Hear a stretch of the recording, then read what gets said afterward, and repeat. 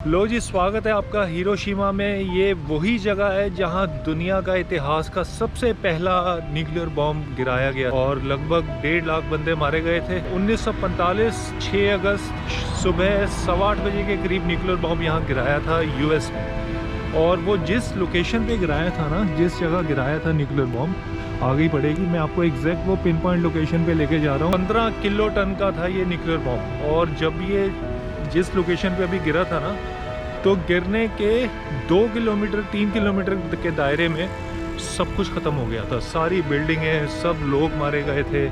खैर आज तो यार वैसे देखा जाए तो ये लगता ही नहीं कि 50 साल पहले 60-70 साल पहले वाली बात है इस हिरोशिमा में।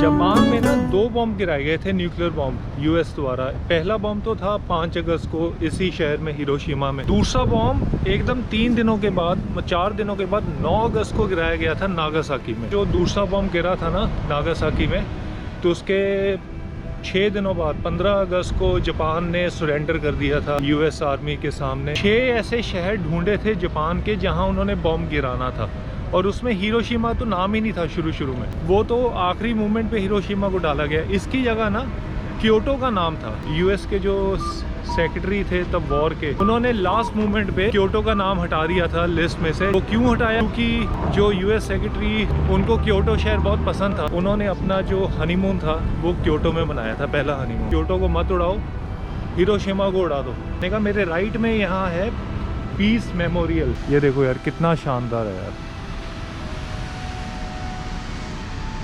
एक इंटरेस्टिंग बात आपको और बता दूं, इसी मेमोरियल पार्क में वो सब चीज़ें पड़ी हुई हैं जो बॉम्ब के रिलेटेड है। एक सबसे बड़ी चीज़ जो मैं स्पेशली जापान आया हूँ देखने के लिए, ब्लैक शेडोज़ इसके अंदर पड़ी हुई है। ब्लैक शेडो पता क्या है? अब मैं बताता हूँ। जैसे जब अमेरिका ने बॉम्ब गिराया था ना, तो उस वक्त कुछ लोग बैंकों के बाहर खड़े हुए थे, कुछ लोग लाइन लगा के खड़े हुए थे, कुछ लोग सड़क पे चल रहे थे और उनके ऐसे परछाई दिख रही थी। तो जब ही बॉम्ब गिरा, उनके शरीर में से ऐसी रेडियो एक्टिव रेज निकली कि वो उनके शरीर बड़े सड़ गए और उनकी परछाई भी सड़ गई।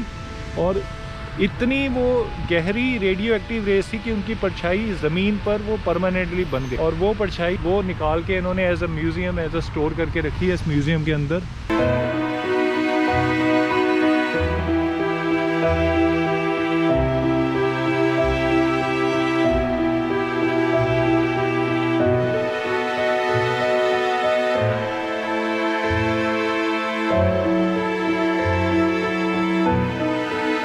तो जी मैं आ गया हूँ उस एग्जैक्ट लोकेशन पे जहाँ दुनिया का इतिहास का सबसे पहला न्यूक्लियर बॉम्ब गिराया गया था अमेरिका द्वारा। यही वो जगह है जहाँ सबसे पहला न्यूक्लियर बॉम्ब गिरा था। और एक्चुअली कहते हैं कि जब ये न्यूक्लियर बॉम्ब गिरा था ना, तो 600 मीटर ऊपर ही ये फट गया था। मतलब नीचे तो पहुँचे नहीं, 600 मीटर ऊपर फट गया। और फटने से इस एरिया से 2-3 किलोमीटर आसपास जितना भी एरिया है सब तबाह हो गया था। सारी बिल्डिंगें ख़त्म हो गई थी और 1.5 लाख बंदा मारा गया था तुरंत। एक्चुअली ये जो नदी है ना, ये एकदम टी पॉइंट है। अब यूएस ने इस जगह को क्यों चुना बॉम्ब गिराने के लिए? क्योंकि आसमान से जब आप ऊपर होते हो ना, एरियल व्यू से टी पॉइंट बड़े आसानी से दिखता है कि ये, हाँ, ये सिटी सेंटर पॉइंट है, ये सेंट्रिक पॉइंट है और यहाँ बॉम्ब एकदम गिराया जा सकता है। सिर्फ एक बिल्डिंग बच गई थी जिसको कुछ नहीं हुआ, मतलब कुछ नहीं हुआ नहीं, बिल्डिंग बच गई कंकाल के रूप में, और वो बिल्डिंग ये वाली थी। इसको कहते हैं एटॉमिक डोम। तो आप सोच सकते हो बॉम्ब यहाँ गिरा था इसके ऊपर ही, और बस इसी को कुछ नहीं हुआ। आसपास 2 किलोमीटर तक पूरा राखों राख हो गया था, कोई बचा ही नहीं था। अब मैं आपको एक बार लेके जा रहा हूँ उस बिल्डिंग के सामने। ये वो पॉइंट था जहाँ एटॉमिक बॉम्ब गिरा था। ये देखो टी पॉइंट, पता क्यों कहते हैं?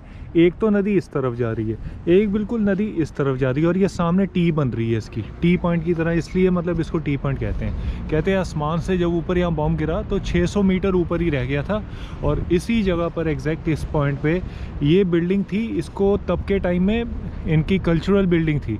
और खैर इस बिल्डिंग में जितने भी लोग थे तब मारे गए थे। तो ये कहा जाता है कि जब इस पे न्यूक्लियर हमला हुआ था ना, इस जगह हिरोशिमा पे, तो यूएस एयरफोर्स ने पूरे हिरोशिमा में ना यहाँ अपने जहाज़ से पैम्फलेट फेंके थे। और उन पैम्फलेट के ऊपर हालांकि ये नहीं लिखा हुआ था कि वो यूएस वाले नागासाकी और हिरोशिमा पे बॉम्ब छोड़ने वाले हैं, सिर्फ उन पैम्पलेट्स पे यही लिखा था कि एक बहुत बड़ी तबाही आ जाएगी और सब लोगों को कहा जाता है कि वो जल्दी से जल्दी ये जगह छोड़ के भाग जाएं।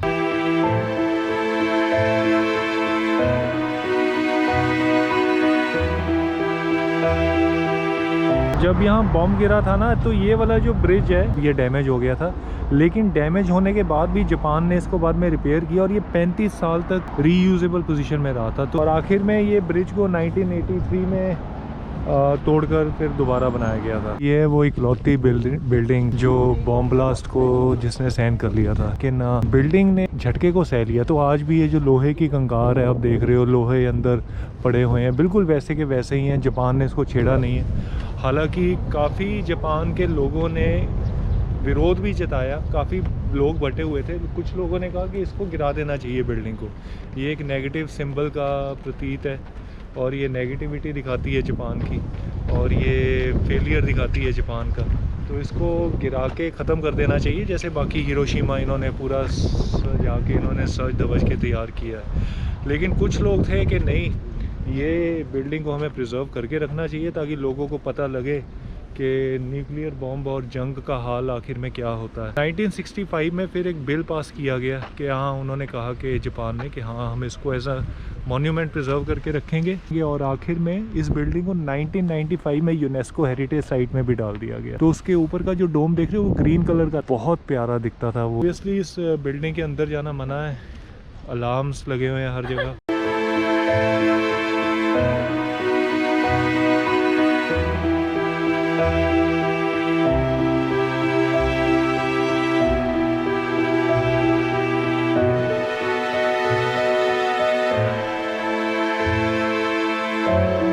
भाई ये है पीस बेल।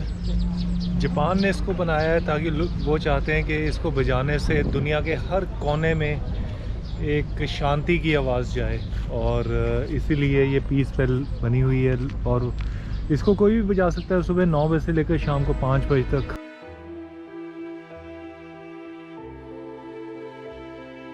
देखो अभी तक आवाज़ आ रही है। अरे यार ये देखो, मैंने क्या बड़ा, ये हिंदी में लिखा हुआ है कुछ भाई। वाओ, भारतीय राजदूत लालजी पस रेचा 1945, 86, 1964। अरे ये तो इंडिया के द्वारा दी गई है पहले यार। राग प्रशमी सर्वदोप मेझो नर करजा तस्मी, इंडियन मेल है भाई ये देखो। विपुल प्रभ प्रतुल लय नत, ये जो भी लिखा हुआ है ना, कमाल है यार। मैंने वो तो सोचा था किसी ने कि इंडियन मेल पड़ी होगी यार।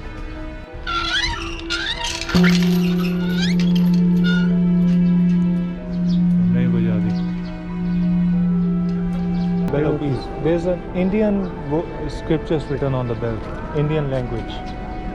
Indian, Sanskrit 語で Sanskrit. Indian, Indian. Yeah, Indian. ええ。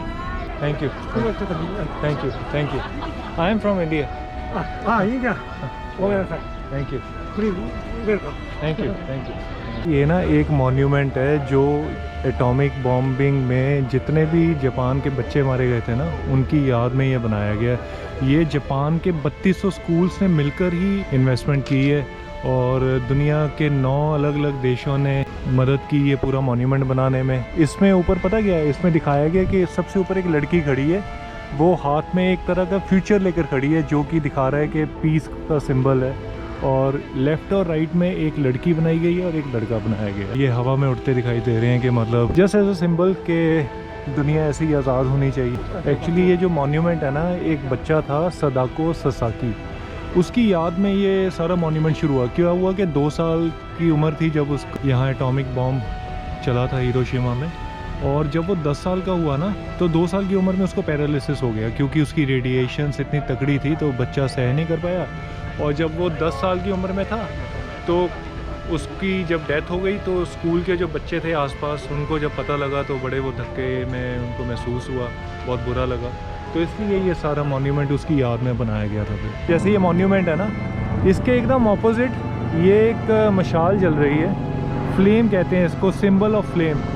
Japan ने ये मशाल जलाई हुई है। जापान ये कह रहा है कि ये मशाल तब तक जलती रहेगी जब तक ये पूरी दुनिया न्यूक्लियर फ्री नहीं हो जाती और इस पूरी दुनिया से सारे न्यूक्लियर वेपन्स ख़त्म नहीं किए जाते।